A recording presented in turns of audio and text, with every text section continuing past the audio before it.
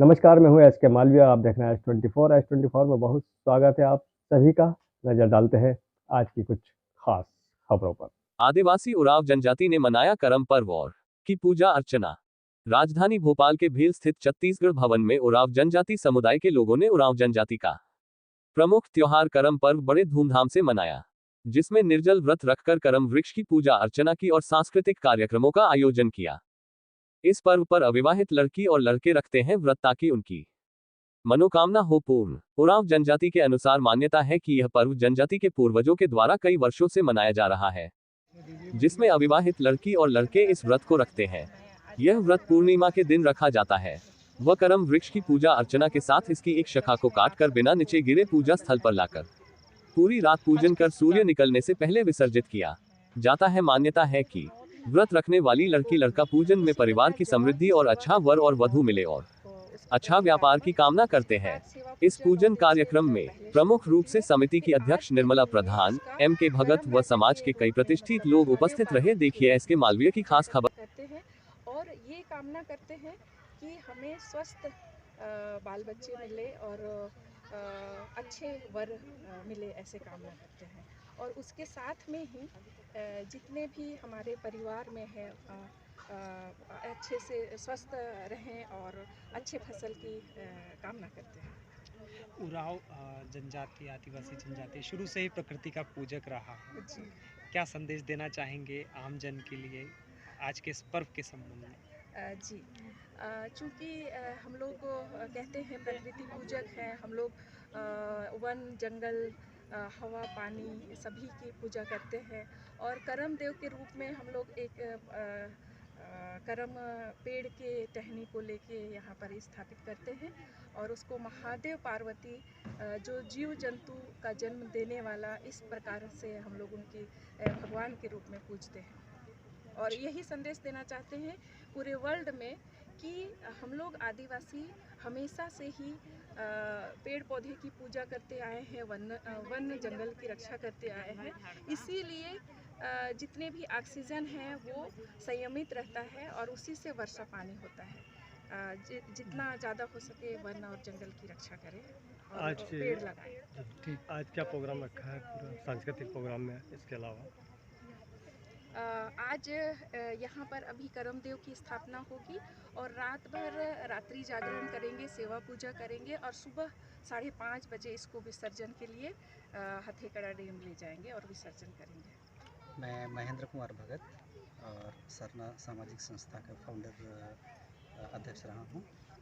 और आज का जो पूजा है वर्ष में एक बार होता है, जो कर्मा पूजा के नाम से जानते हैं। और कर्मा पूजन में जिस डगाल को हम लाते हैं कर्मा पेड़ का, उसका महत्व ये है कि जब प्रलय के पहले उन्होंने जो नाव बनाया था, वो नाव इसी पेड़ का बना हुआ था और इसी पेड़ की जड़ से उसको बांध के रखा हुआ था, जिसमें हर एक जीव जंतु को एक एक स्पेसीज़ उन्होंने उस नाव में रख के उसको पृथ्वी को बचाया।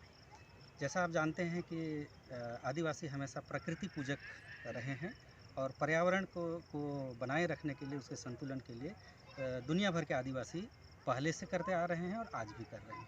आपने कोरोना के समय में देखा होगा सबसे ज़्यादा किस चीज़ की ज़रूरत हुई थी? ऑक्सीजन की ज़रूरत हुई थी, जो पेड़ पौधों से मिलता है। बाकी रुपया पैसा अस्पताल सारे जो है ना फेल हो गए। हमको सिर्फ एक ही चीज़ की ज़रूरत थी, ऑक्सीजन की, जो कि हमारे आदिवासी लोग शुरू से अभी तक पालन करते आए हैं। आदिवासी समाज कई भागों में बट गया है, अलग अलग धर्मों को फॉलो कर रहे हैं, परंतु अपनी संस्कृति से फिर भी जुड़ा हुआ है कहीं ना कहीं। धर्म बाद में आया है।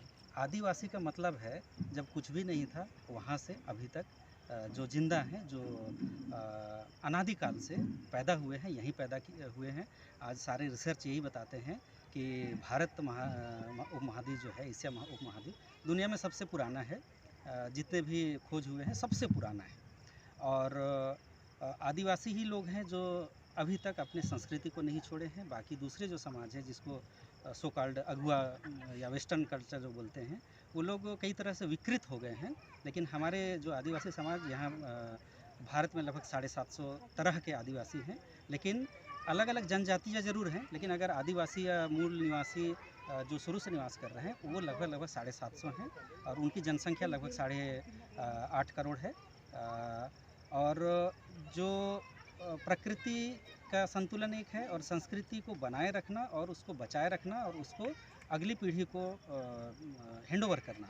इसी वजह से हम लोग 1000 किलोमीटर दूर छत्तीसगढ़ या उड़ीसा झारखंड से आए हैं, लेकिन अपनी संस्कृति को यहाँ जिंदा रखे हैं और साथ में अपनी भाषा को भी रखे हैं। किसी भी समाज को आगे बढ़ने के लिए उसकी भाषा, उसकी संस्कृति बहुत महत्वपूर्ण है। और संस्कृति का मतलब ये होता है कि एक जीवन जीने का तरीका, और जो आदिवासियों का जीवन जीने का तरीका है दुनिया के किसी भी सभ्य समाज से ज़्यादा आगे है। आज हम लोग जिसको भून के खाते थे और अपने से बना के खाते थे, आज बड़े बड़े होटलों में उसको कुछ नया नाम दे के उसी को जो है ना परोसा जा रहा है। तो हम लोगों का खान पान, आज मिलेट की बात होती है, माननीय प्रधानमंत्री ने मिलेट ईयर जो कहा है, उसी में हम लोग जिंदा हैं, शुरू से मिलेट खा रहे हैं। हमारे लिए वो कोई नया नहीं है। आज अगर कोई बूस्टर या कोई इस तरह से पावर फूड जो देते हैं, हम लोग पैदा हुए तब से वही खा रहे हैं।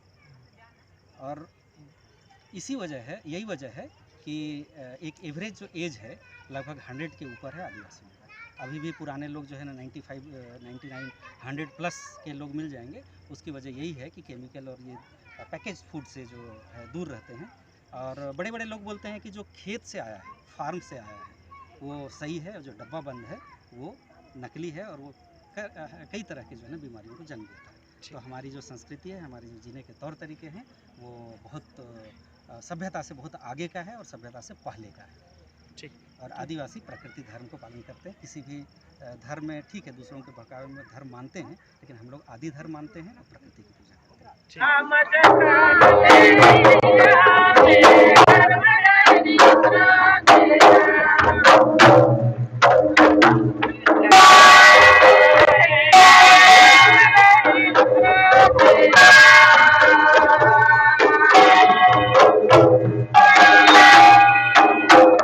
आज के लिए इतना ही।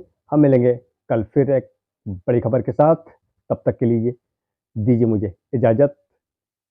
हमारे चैनल को लाइक, शेयर, सब्सक्राइब करना ना भूलें, और हमारे साथ बने रहने के लिए हमारे चैनल के बेल आइकन को दबाना ना भूलें। नमस्कार।